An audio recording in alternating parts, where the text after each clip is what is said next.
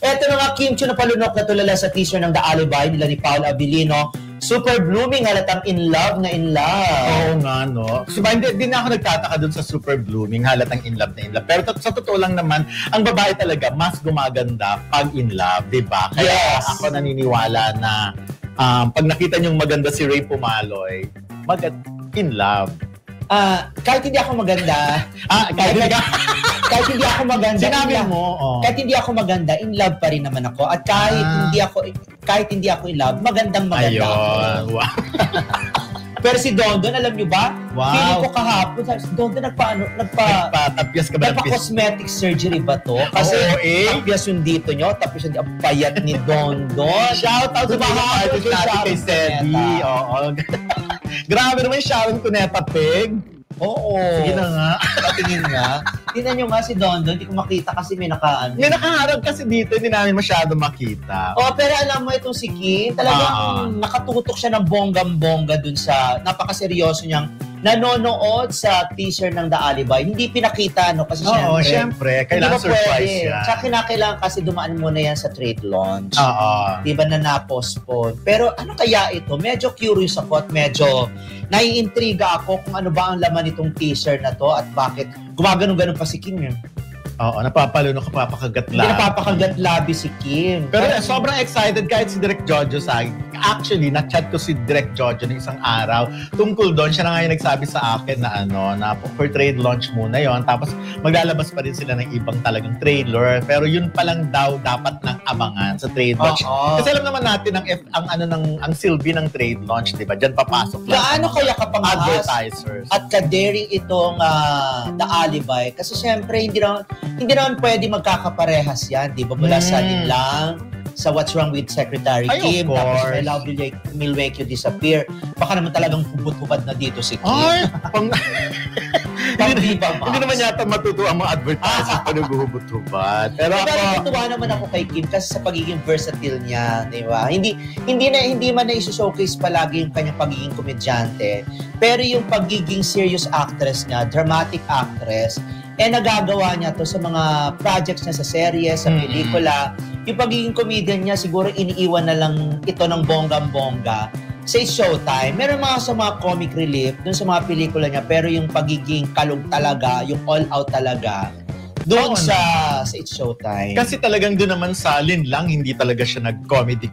Kita mo talaga all out, siya dan, drama talaga. So, yun nga, sabi niya nga nakaka-drain dahil sa dami ng iyakan din ng time.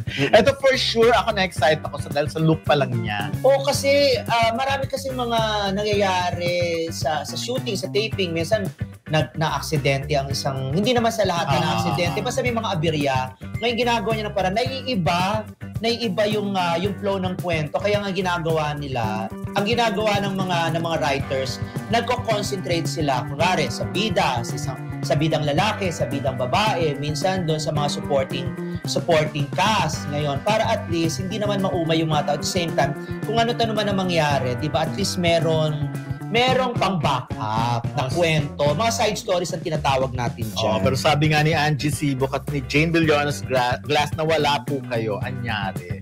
Hindi po kami napapanood ngayon, talagang audio lang. Yes!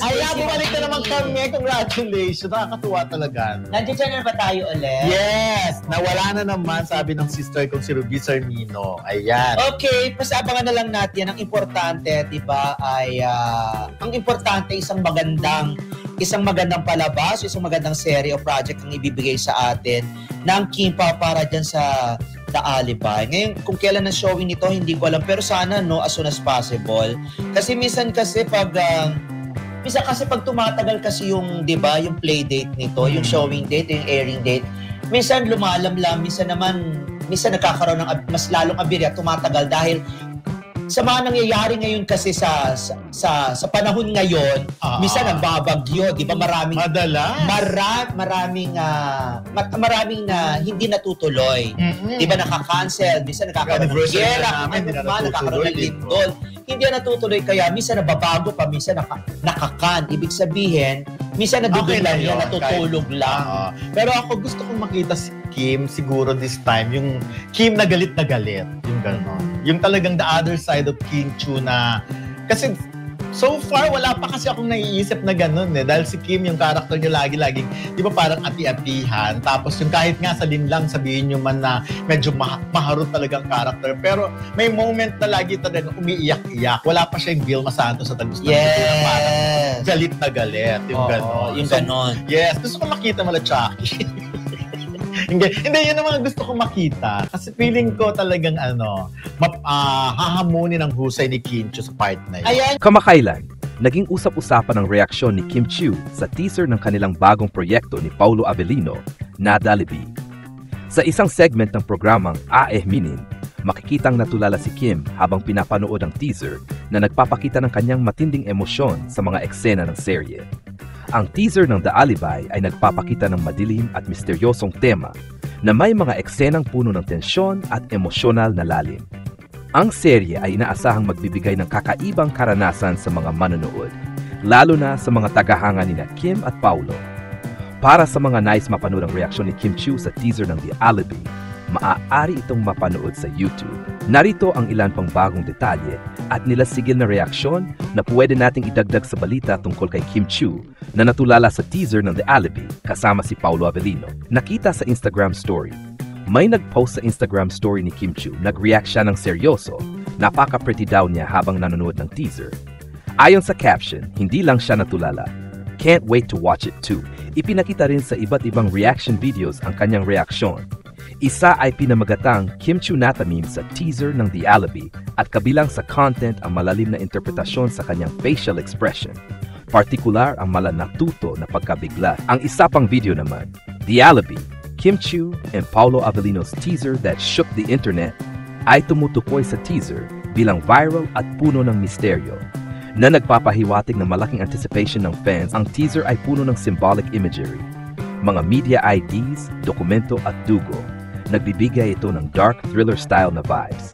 Halos lahat nagbabalita na tila Korean-inspired mystery series ang approach ng palabas. Maraming vloggers at reaction channels nag-highlight ng kanyang expression. Tinawag pa siya ng ilan na natamin, isang Pinoy slang para sa pagiging speechless o labis ang pagpuna sa isang eksena o tao. Binansagan ng ilan na ito ang teaser na shook the internet na nagpapahiwatig na mataas na atensyon at trending status ng teaser. Visual motif. Ang teaser ay puno ng cryptic na simbolismo, e.g. cardinal na dokumento, bloodstains, na nagmumungkahi ng mas malalim, mysterious narrative na patok sa mga hilig ng mga manood sa thriller genre. Bukod sa nalaman sa Minin, segment na natulala si Kim Chiu, habang pinapanood ang teaser ng The Alibi, lumitaw din ang isang Instagram story na nagpapakita ng kanyang agad na reaksyon, isang seryosong tingin at caption na can't wait to watch it too. Marami nga ang nahalina sa kanyang malanata meme na ekspresyon na tampok sa iba't ibang YouTube reaction videos. Habang tinatawag ang teaser na isa sa mga viral clips na shook the internet dahil sa dark imagery nito na puno ng dokumento, mga ID card at bloodstains. Larga na ang hype sa bagong serye ni Kim at Paulo. Mukhang viral talaga ngayon ang teaser ng bagong serye ni Kim Chiu at Paulo Avellino na The Alibi. At ang reaksyon ni Kim tumatak na headline ng trending posts. Ayon sa ulat mula sa Minin ngayong Hulyo 24, 2025, natulala si Kim Chiu habang pinapanood ang teaser ng The Alibi, serye nila ni Paulo Avellino. May mga nagpost rin na nagsasabing kinilig si Kim sa teaser. Nagpapakita ng halatang pagkilig dahil sa chemistry nila ni Paulo Avellino. Sa Instagram story naman may caption na, "Apaka-serious naman ang pretty. Can't wait to watch it too." Bakit natulala si Kim? Mukhang umaapaw sa emosyon at intensity ang teaser. May dramatic visuals, misteryo, at tension sa pagitan nila ni Paulo. Pinag-uusapan ang konsepto ng silent acting teaser na talagang nagmarka sa publiko at nagpasiklab ng curiosity sa kung ano nangyayari sa ano ang The Alibi. Ito ay bagong project ng Dreamscape Entertainment ni Kim at Paulo. Inilabas ang teaser nitong Hunyo 2025. Puno ng cryptic na imahe tulad ng dokumento, bloodstain, ID cards, evoking mystery at thrill. Bagamat hindi pa opisyal ang plot, lumilitaw na focus ito sa suspense, crime, o romantic mystery genre. Buod ng highlights, elemento, detalye, reaksyon ni Kim Chiu, natulala sa teaser, may kiniligan.